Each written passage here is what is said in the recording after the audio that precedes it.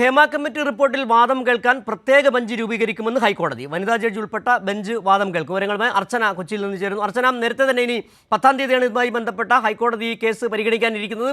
നിലവിൽ വളരെ നിർണായകമായ ഒരു തീരുമാനം ഹൈക്കോടതി എടുത്തിരിക്കുന്നു. എന്തൊക്കെയാണ് ഇതുമായി ബന്ധപ്പെട്ട് കൂട്ടിച്ചേർക്കാൻ കഴിയുന്ന മറ്റു കാര്യങ്ങൾ? ഇത് തീർച്ചയായും ഏറ്റവും പ്രധാനപ്പെട്ട ഒരു നടപടിയാണ് ഹൈക്കോടതിയുടെ ഭാഗത്തു നിന്നും ഉണ്ടായിരിക്കുന്നത്. അതായത് ഹേമ കമ്മിറ്റി റിപ്പോർട്ടിൽ ഒരുപാട് ഹർജികൾ വന്നിരുന്നു. ഈ ഹർജി പരിഗണിക്കാൻ പ്രത്യേക ബെഞ്ച് രൂപീകരിച്ചിരിക്കുകയാണ് ഇപ്പോൾ ഹൈക്കോടതി. ഇതിൽ ഏറ്റവും പ്രധാനപ്പെട്ട ഒരു തീരുമാനമാണ്. മാത്രമല്ല, വനിതാ ജഡ്ജി അടങ്ങുന്ന ബെഞ്ചായിരിക്കും ഇനിയുള്ള ഹർജികൾ പരിഗണിക്കുന്ന ഏറ്റവും പ്രധാനപ്പെട്ട തീരുമാനമാണ് ഇപ്പോൾ ഹൈക്കോടതി എടുത്തിരിക്കുന്നത്. സജിമോൻ പാറയിലിന്റെ ഹർജി പരിഗണിക്കവെയാണ് കോടതി ഇത്തരം ഒരു തീരുമാനവുമായി മുന്നോട്ട് വന്നിരിക്കുന്നത്. മാത്രമല്ല, ഇതുമായി ബന്ധപ്പെട്ട നിരവധി ഹർജികൾ നേരത്തെ തന്നെ കോടതിയിൽ എത്തിയിരുന്നു. ഇതിന്റെ ഭാഗമായിട്ട് കൂടിയാണ് ഇത്തരത്തിൽ വനിതാ ജഡ്ജി അടങ്ങുന്ന ബെഞ്ച് പരിഗണിക്കാൻ തീരുമാനമായിരിക്കുന്നത്. മാത്രമല്ല, ഇതിൽ 5 പേരടങ്ങുന്ന ഒരു ബെഞ്ചായിരിക്കും ഇനിയുള്ള കേസുകൾ പരിഗണിക്കുക എന്നാണ് നമ്മൾ മനസ്സിലാക്കുന്നത്. 5 ആണോ അല്ലെങ്കിൽ 4 ആണോ എന്ന് കൂടി വ്യക്തത വരാനുണ്ട്.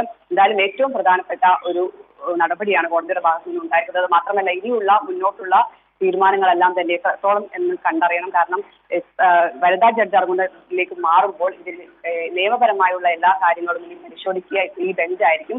മാത്രമല്ല, ഇതുമായി ബന്ധപ്പെട്ട് നേരത്തെ തന്നെ പലരും ഹർജി സമർപ്പിച്ചിട്ടുണ്ട്. ഇതിൽ സജിമോൻ പാറയിലിന്റെ ഹർജിയുണ്ട്. മാത്രമല്ല, ഈ കേസുമായി ബന്ധപ്പെട്ട് നിയമ പോരാട്ടം നടത്തി പലരും ഹൈക്കോടതിയെ സമീപിച്ചിരുന്നു. മുൻകൂർ ജാമ്യാപേക്ഷയുമായി കോടതിയെ സമീപിച്ചിരുന്നു. ഇത്തരത്തിലുള്ള എല്ലാ കേസുകളും ഇനി വനിതാ ജഡ്ജി അടങ്ങുന്ന ബെഞ്ചിലേക്കായിരിക്കും പരിഗണനയ്ക്ക് വരിക. എന്തായാലും ഏറ്റവും പ്രധാനപ്പെട്ട ഒരു സംശയം, ഈ ഹേമ കമ്മിറ്റി റിപ്പോർട്ടിന് പിന്നാലെയാണ് പല വെളിപ്പെടുത്തലുകളും വരികയും ചെയ്തത്. പല നടന്മാർക്കെതിരെ, സംവിധായകർക്കെതിരെ അടക്കം പല വെളിപ്പെടുത്തലുകൾ വന്നു, പീഡന പരാതികൾ വരികയും ചെയ്തു. അതിൽ പലരും ഹൈക്കോടതിയെ സമീപിക്കുകയും ചെയ്തിട്ടുണ്ട്. ഈ മുൻകൂർ ജാമ്യ ഹർജികളടക്കം ഈ കേസുകളെല്ലാം ഇനി ഈ പ്രത്യേക ബെഞ്ചായിരിക്കുമോ പരിഗണിക്കുക? വ്യക്തതയുണ്ടോ അക്കാര്യത്തിൽ? നിലവിൽ നമ്മൾ അങ്ങനെയാണ് മനസ്സിലാക്കുന്നത്. ഹേമ കമ്മിറ്റി റിപ്പോർട്ടുമായി ബന്ധപ്പെട്ട എല്ലാ ഹർജികളും എന്നാണ് കോടതി പറഞ്ഞിരിക്കുന്നത്. അതുകൊണ്ട് തന്നെ അത്തരം ഹർജികളെല്ലാം തന്നെ ഇതിൽ പെടുമെന്നാണ് നമ്മൾ മനസ്സിലാക്കുന്നത്. മാത്രമല്ല, ഇത് നടന്മാർ ഉൾപ്പെടെ നേരത്തെ ജില്ലാ കോടതിയെ സമീപിച്ചിരുന്നു. എന്നാൽ അവിടെ നിന്നും ഇവർ ഇനി അടുത്ത നടപടി എന്നോണം ഹൈക്കോടതിയെ സമീപിക്കാനുള്ള തീരുമാനത്തിലാണ്. അതുകൊണ്ട് തന്നെ ഇതെല്ലാം ഇനി പ്രത്യേക വാദം കേൾക്കുകയെല്ലാം തന്നെ ഈ വനിതാ ജഡ്ജി ഉൾപ്പെടുന്ന ഈ ബെഞ്ചിലായിരിക്കുമെന്നാണ് നമ്മൾ മനസ്സിലാക്കുന്നത്. എന്തായാലും ഇതുമായി ബന്ധപ്പെട്ട് കൂടുതൽ വിവരങ്ങൾ ഇനി പുറത്തു വരാനുണ്ട്. കോടതിയിൽ വാദം കേൾക്കൽ തുടങ്ങുകയാണ്. എന്നാൽ സജിമോൻ പാറയിലിന്റെ ഹർജി പരിഗണിക്കുകയാണ് കോടതി ഇത്തരമൊരു കാര്യം വ്യക്തമാക്കിയത്. മാത്രമല്ല, ഈ ഹർജി എന്തായാലും നിലനിൽക്കുന്നില്ല. എങ്കിൽ പോലും ഇതുമായി ബന്ധപ്പെട്ട് വാദങ്ങൾ തുടരുകയാണ്. ഇനി എന്തായിരിക്കും ഇതുമായി ബന്ധപ്പെട്ട് കൂടുതൽ നടപടികൾ എന്നാണ് അറിയേണ്ടത്. അർച്ചന, നിലവിൽ ഈ ഇക്കാര്യത്തിൽ സർക്കാർ എടുത്ത നിലപാട്, ഈ ഹേമ കമ്മിറ്റി റിപ്പോർട്ട് പുറത്തു വരുന്നു, അതിൽ വ്യക്തികളുടെ സ്വകാര്യം മാനിച്ചുകൊണ്ട് ചില പേരുകൾ ഒഴിവാക്കിക്കൊണ്ട് റിപ്പോർട്ട് പുറത്തുവിടുകയും ചെയ്തു. റിപ്പോർട്ട് പുറത്തു വന്നതിന് പിന്നാലെ വലിയ തരത്തിലുള്ള കോലാഹലങ്ങൾ ഉടലെടുക്കുകയും ചെയ്തു, സർക്കാരുമായി ബന്ധപ്പെട്ട ചില പ്രശ്നങ്ങൾ എന്ന രീതിയിൽ.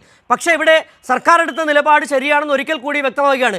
ഇനി ഈ ഹേമ കമ്മിറ്റി റിപ്പോർട്ടുമായി ബന്ധപ്പെട്ട തുടർ നടപടികൾ തീരുമാനിക്കേണ്ടത് ഹൈക്കോടതിയാണ്. അതിൻ്റെ പ്രോസസ്സിൽ, അതായത് സർക്കാർ നിലപാടിനെ അംഗീകരിച്ചുകൊണ്ട് ഹൈക്കോടതി എടുത്തിരിക്കുന്ന നിലപാടായി കൂടി തന്നെ ഇതിന് വ്യാഖ്യാനിക്കാൻ കഴിയും. തീർച്ചയായും സർക്കാർ തുടക്കം മുതൽ പറഞ്ഞത് ഇതുമായി ബന്ധപ്പെട്ട തീരുമാനങ്ങൾ ഹൈക്കോടതിയുടേതാണ്. അതുകൊണ്ട് തന്നെ എല്ലാ കാര്യങ്ങളും ഇത്തരത്തിൽ അന്തിമ തീരുമാനം ഹൈക്കോടതിയുടേതാണെന്ന് നേരത്തെ തന്നെ സർക്കാർ വ്യക്തമാക്കി വെക്കുന്നതാണ്. അതിനെ ശരിവെക്കുന്ന രീതിയിൽ തന്നെയാണ് ഇപ്പോൾ ഹൈക്കോടതിയിൽ നിന്നും ഇത്തരമൊരു നിലപാട് വ്യക്തമാക്കുമ്പോൾ നമ്മൾ മനസ്സിലാക്കേണ്ടത്.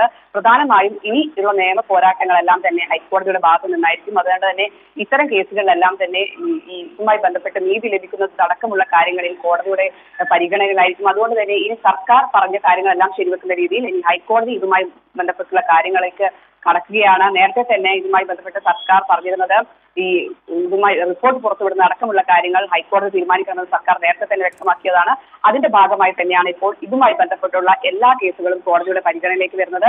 എന്തായാലും ഇനിയുള്ള നിയമ പോരാട്ടം കോടതിയുടെ പരിഗണനയായിരിക്കും. അത് എത്രത്തോളം ഹർജികൾ ഇനി വരാനുണ്ട്, ഒരുപാട് ഹർജികൾ ഇനിയും വരാനുണ്ട്. നിലവിൽ ഒരുപാട് ഹർജികൾ ഇതുമായി ബന്ധപ്പെട്ട് കോടതിയുടെ പരിഗണനയിലുണ്ട്. ഇതെല്ലാം തന്നെ വാദം കേൾക്കുക ഇനി വനിതാ ജഡ്ജ് അടങ്ങുന്ന ബെഞ്ച് തന്നെയായിരിക്കും. ഇതിൽ പ്രത്യേകമായും എടുത്തു പറയേണ്ടത് ഒരു വനിതാ ജഡ്ജ് അടങ്ങുന്ന ബെഞ്ചായിരിക്കും ഇനിയുള്ള എല്ലാ കേസുകളും പരിഗണിക്കുക. മാത്രമല്ല, 4 പേരോ അല്ലെങ്കിൽ 5 പേരോ അടങ്ങുന്ന ബെഞ്ചായിരിക്കും ഇത് പരിഗണിക്കുക എന്നാണ് നമ്മൾ പ്രധാനമായും അറിയുന്നത്. എന്തായാലും ഇത് ആരൊക്കെയാണ് ഇതിൽ ഉൾപ്പെടുന്നത് അടക്കമുള്ള കാര്യങ്ങളാണ് ഇനി അറിയാനുള്ളത്. ഈ വനിതാ ജഡ്ജിൽ അതായത് 5 പേരെന്നാണ് നമ്മൾ മനസ്സിലാക്കുന്നത്. ഈ 5 പേരടങ്ങുന്ന ബെഞ്ചിൽ ആരൊക്കെയായിരിക്കും വരിക എന്നടക്കമുള്ള കാര്യങ്ങളാണ് ഇനി പ്രധാനമായും അറിയാനുള്ളത്. എന്തായാലും ഇതുമായി ബന്ധപ്പെട്ട് ഒരുപാട് ഹർജികൾ കോടതിയുടെ പരിഗണനയിലുണ്ട്.